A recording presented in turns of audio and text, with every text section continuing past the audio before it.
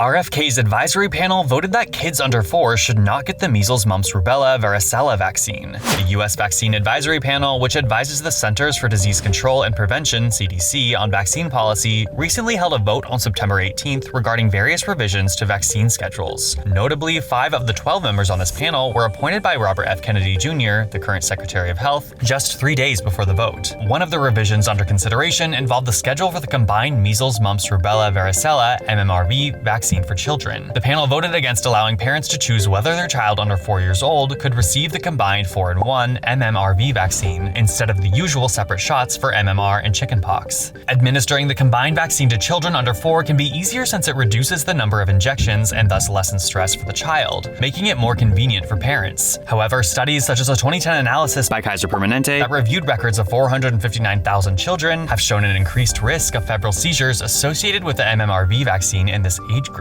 A febrile seizure is a brief convulsion triggered by fever, but according to researchers at Kaiser Permanente, Northern California Division of Research, it does not lead to epilepsy or long-term seizure disorders. A spokesperson for Merck, the manufacturer of the combined MMRV vaccine, said the vote and discussion occurred in the absence of new scientific data and in contrast to years of evidence affirming the current immunization schedule. According to Reuters, the addition of the new panel members created roadblocks during the proceedings, as they repeatedly asked for clarification on the vote for coverage under the Vaccines for Children program.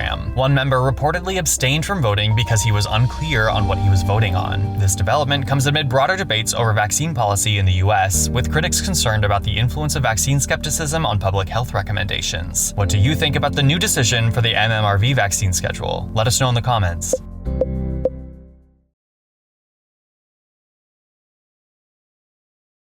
By Kaiser Permanente,